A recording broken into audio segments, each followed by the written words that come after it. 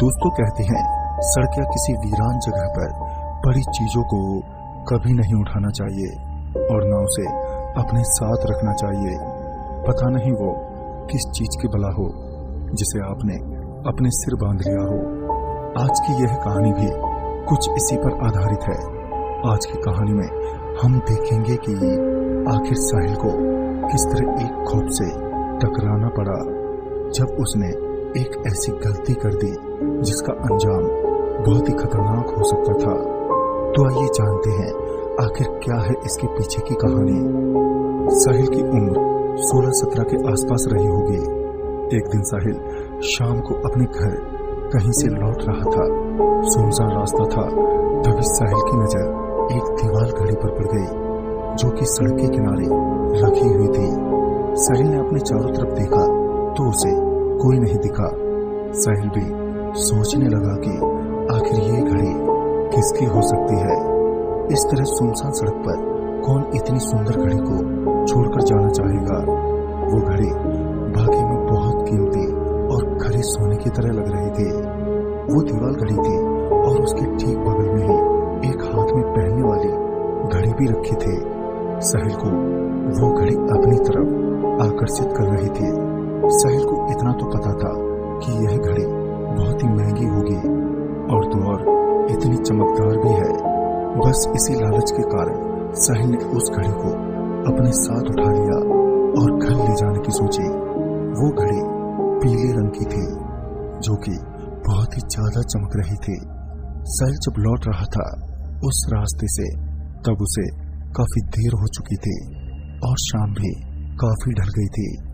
साहिल पूरे रास्ते बस उस घड़ी की चमचमाहट के सहारे ही गुजर रहा था क्योंकि रास्ते पर हल्का कोहरा छाया था। साहिल उस दीवार घड़ी को लेकर अपने घर पहुंचा। उसके माँ और पापा ने जब घड़ी के बारे में पूछा तो उसने भी सीधा वही जवाब दिया कि उसे इस तरह वो घड़ी रास्ते पर मिली है। साहिल की माँ को ये बात हजम नहीं हो रही थी। साहिल की माँ कह रही थी कि कभी भी इस तरह सड़क के किनारे मिले हुए किसी भी चीज को हाथ नहीं लगाना चाहिए। पता नहीं कैसी बला लगी हो उसमें। साहिल अपनी मम्मी को समझाने लगा और बोला, ऐसा कुछ नहीं होता मम्मी, ये आज उसका गुड लक था जिसके कारण उसके हाथ ही घड़ी लग गई। साहिल के पापा ने भी उसका इसमें साथ दिया जिस कारण अब उस घड़ी को घर में रखने के लिए साहिल की माँ किसी तरह राजी हो गई। साहिल ने उस घड़ी को अपने लिविंग रूम में लगा दिया और हाथ वाली घड़ी को अपने बाएं हाथ में पहनकर पिक्चर्स क्लिक करने लगा। साहिल के परिवार में बस उसके माँ और पापा ही रहते थे। बड़ी ही अच्छी फैमिली थी उनकी। उनका अपना कारोबार भी था जो कि बहुत ही अच्छे से चल रहा था। लगभग 2 या 3 दिन तक सब कुछ नॉर्मल रहा, पर उसके बाद उस घड़ी ने अपना असली रंग दिखाना शुरू कर दिया। एक रात साहिल अपने कमरे में बड़ी गहरी नींद में सो रहा था। तभी अचानक से उसकी आंख एक अलार्म के बजने से खुल गई। साहिल आधी नींद में ही बिस्तर से उठा और सोचने लगा कि आखिर अलार्म कहाँ बज रहा है क्योंकि उसका फोन तो साइलेंट है और उसने कोई अलार्म भी नहीं लगाया था।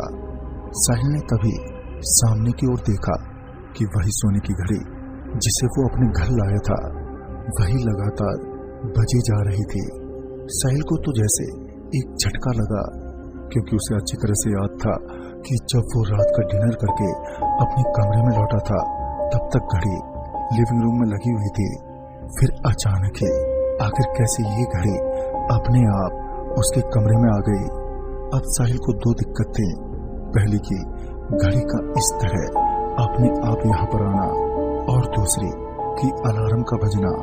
आखिर अलार्म बजा तो बजा कैसे क्योंकि उसने कोई अलार्म नहीं लगाया था। उस समय साहिल आधी नींद में ही था, इस वजह से उसने ज्यादा सोचा नहीं और जाकर अलार्म को बंद कर दिया। उसने ये सोचकर बात को अनदेखा किया कि हो सकता है उसके माँ या पापा ने ही घड़ी को उसके रुचि के कारण उसके कमरे में लगा दिया हो। पर फिर भी उसके मन में एक सवाल तो था ही कि आखिर अगर माँ या पापा अगर किसी ने भी अलार्म लगाया भी होगा तो आखिर रात के 1:30 बजे का क्यों लगाएंगे। खैर उस रात तो साहिल किसी तरह वापस सो गया, पर यह तो बस उसके खौफनाक सफर की शुरुआत थी। अगली सुबह साहिल ब्रेकफास्ट टेबल पर पहुंचा और अब भी वो उसी सोच में था। तभी उसकी नजर उसी घड़ी पर गई। साहिल ने देखा कि वो घड़ी तो लिविंग रूम में ही टंगी हुई है और ये देखकर साहिल को एक और झटका लगा कि आखिर ये कैसे हुआ। अगर मम्मी पापा को घड़ी मेरे ही रूम में लगाना था तो लगने के बाद घड़ी को वापस लिविंग रूम में क्यों शिफ्ट कर दिया। साहिल ने पूछ ही लिया अपने माँ और पापा से कि उन्होंने रात के वक्त किस समय साहिल के कमरे में घड़ी को लगाया था, तो वो भी हैरानी भरी दृष्टि से साहिल को देखने लगे और बोले, नहीं कल रात क्या बेटा, हमेशा से ही घड़ी इसी जगह टंगा है और हमने कोई अलार्म नहीं लगाया। अब साहिल इस पर विश्वास करे, इसे इत्तेफाक माने या कोई सपना समझे, उसे नहीं पता। फिर उसके बाद साहिल कॉलेज चला गया। साहिल थोड़ा परेशान था इस बात को लेकर, पर फिर भी दोस्तों की मस्ती में वो ये सब भूल गया था। साहिल जब शाम को लौट रहा था तब उसने समय देखने के लिए अपनी घड़ी की तरफ देखा तो उस समय रात के 1:30 बज रहे थे। साहिल ने सोचा कि ये क्या है, इस वक्त तो शाम के 5 बज रहे होंगे, पर ये क्या रात के 1:30 कैसे बज रहे हैं अभी। उसने सोचा कि हो सकता है शायद अपने आप गलती से टाइम आगे हो गया हो। तभी साहिल अपने घर पहुंचा। साहिल के माता पिता दोनों ही काम पर थे, जिस वजह से साहिल इस समय घर पर अकेला पहुंचा। तभी साहिल ने अपने हाथ में बंधी घड़ी को टाइम पर सेट करने के लिए दीवार पर टंगी घड़ी की तरफ देखा, जिसने उसे और हैरान कर दिया क्योंकि दीवार पर टंगी घड़ी रात के 1:30 बजा रही थी। अब साहिल की हैरानी कुछ ज्यादा ही बढ़ गई। तभी साहिल का फोन एकदम से बज पड़ा। वो फोन उसके पापा का था। उसने फोन उठाया तो उसके पापा ने कहा कि आज उन्हें और उसकी मम्मी को आने में देर हो जाएगी, शायद वो दोनों देर रात तक पहुंचेंगे, शायद यहीं कहीं रात के 11-12 बजे तक। तभी साहिल ने फोन रखा और फ्रेश होने लगा। उस समय शाम के 6 या 7 बज रहे होंगे। साहिल फ्रेश होकर अपने बेडरूम में जाकर टीवी देखने लगा। साहिल ने तभी अपने फोन में समय देखा, तब रात के 8 बजने में 10 मिनट कम थे। साहिल उठकर अपने लिविंग रूम में गया उसका समय ठीक करने के लिए, पर उस दीवार के स्टैंड पर कोई घड़ी नहीं दिखी। साहिल की तो एक पल के लिए जैसे सांसें थम गई। वो फिर अपने बेडरूम की तरफ भागा। उसे वहां पर कोई घड़ी नहीं दिखी। साहिल उस घड़ी को पूरे घर में तलाश कर रहा था, पर कहीं भी उसे कोई घड़ी नहीं दिखी। तभी साहिल सोचने लगा कि हो सकता है कि शायद इस घड़ी को किसी चोर ने चुरा लिया हो, पर इतनी जल्दी कोई भी चोर कैसे चोरी कर सकता था। इतनी जल्दबाजी में ये सब कर पाना भी नामुमकिन था, जबकि खुद साहिल भी बगल के ही कमरे में बैठा था। साहिल इतना सब सोच ही रहा था कि तभी उसका ध्यान एक अलार्म की आवाज से टूट गया। अब ये आवाज वॉशरूम से आ रही थी। आवाज को सुनते ही तुरंत ही साहिल वॉशरूम की तरफ भागा। साहिल ने वॉशरूम की एक कील पर उस दीवार घड़ी को टंगा हुआ देखा। साहिल बहुत ज्यादा अब परेशान हो गया था और उसने ये सोचा कि आखिर जब इस घर में कोई है ही नहीं, तब घड़ी अपने आप आखिर वॉशरूम में पहुंची कैसे। अब साहिल बहुत ज्यादा घबरा चुका था। साहिल ने अब उस घड़ी को छूने की हिम्मत भी नहीं की। तभी साहिल पीछे हटने लगा और उसी वक्त पूरे घर की लाइट चली गई। साहिल के लिए ये एक और बहुत बड़ी मुसीबत थी। अब साहिल छुपने के लिए अपने बेडरूम में घुस गया। उसे इतना तो जरूर यकीन था कि इस घड़ी में कुछ तो अजीब जरूर है। उसे पिछली सारी बातें अब याद आ रही थी। साहिल दौड़ता हुआ अपने कमरे में आ गया और दरवाजा बंद करके बेड के नीचे सो गया। साहिल बहुत ही ज्यादा डर चुका था। पूरे घर की रोशनी भी अब जा चुकी थी और पूरा घर घने कोहरे में था। साहिल बेड के नीचे लेटा रहा और उसने ये सोचा कि जब तक कि उसके माता पिता नहीं लौटते तब तक वो यहीं इसी तरह छुपा रहेगा। कुछ 15-20 मिनट बाद उस घड़ी से अलार्म की लगातार आवाजें आने लगी, जो कि साहिल के कान को चुभ रही थी। पर साहिल चुपचाप एक पुतले के समान छुपा रहा।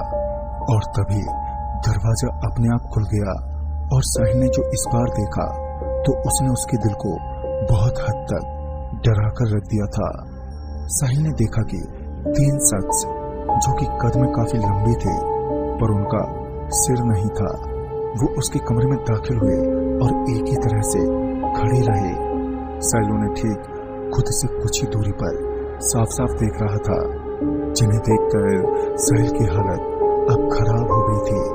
वो तीनों आदमी पूरे घर में घूम रहे थे। हो सकता है शायद वो साहिल या किसी भी एक शख्स की तलाश कर रहे हों। साहिल का डर से बुरा हाल था, पर उसकी खुशकिस्मती ये थी कि वो फर्स्ट फ्लोर पर था। उसने खिड़की को बड़ी धीरे से खोला और उसके बाद सीधा खिड़की से नीचे कूद गया। कूदने से उसे थोड़ी चोटें तो आई, पर उसके जान जाने से काफी थे। साहिल दौड़ता हुआ सीधे अपने एक दोस्त के घर पर पहुंचा, पर उसकी हालत बहुत ज्यादा खराब थी। साहिल ने अपने दोस्त के माता पिता और दोस्त को सब कुछ बता दिया, जिस पर वो लोग भी बहुत हैरान रह गए। साहिल ने अपने माँ और पापा को भी कॉल कर दिया और उन्हें तुरंत ही आने को कहा। साहिल के माँ पापा और अपने दोस्त की फैमिली के साथ साहिल एक बार फिर अपने घर पहुंचा। इस बार साहिल के माता पिता और उसके दोस्त के परिवार जब घर के अंदर दाखिल हुए तब सब कुछ एकदम नॉर्मल था और वो दीवार घड़ी अभी भी लिविंग रूम के दीवार पर ही टंगी थी। साहिल को बहुत हैरानी हुई, पर उन लोगों ने फिर जो देखा उसने तो उनके भी होश उड़ा दिए। उन्होंने देखा कि घड़ी की सुई अब सीधी नहीं बल्कि उल्टी घूम रही है। इसे देखकर वो सब भी डर गए और इससे पहले कि कुछ हादसा हो, साहिल के पापा ने तुरंत ही घड़ी को निकालकर उसी सड़क पर छोड़ाए। फिर उसके बाद उन्होंने एक पंडित से घर का शुद्धिकरण भी करवाया, जिससे कि आगे कुछ बुरा ना हो। उस घड़ी की वजह से जो नकारात्मक ऊर्जाएं पनप गई थी वो भी खत्म हो जाए। खैर, आज इस घटना को बीते काफी समय हो चुका है, पर आज भी साहिल जब उस समय को याद करता है तो खौफ के मारे जमसा जाता है, जो बड़ा ही लाजमी भी है। पर अगर उस शाम साहिल उन कटे हुए पिशाचों के हाथ लग जाता तब ना जाने शायद आज साहिल का वजूद ही ना बचता। पर एक चीज तो वो सीख गया कि कभी भी इस तरह रास्ते पर पड़ी किसी भी चीज को नहीं छूना चाहिए, वरना इसका अंजाम कितना खौफनाक हो सकता है ये हम साहिल के साथ घटे घटना से जान सकते हैं। तो दोस्तों, इस कहानी में बस इतना ही।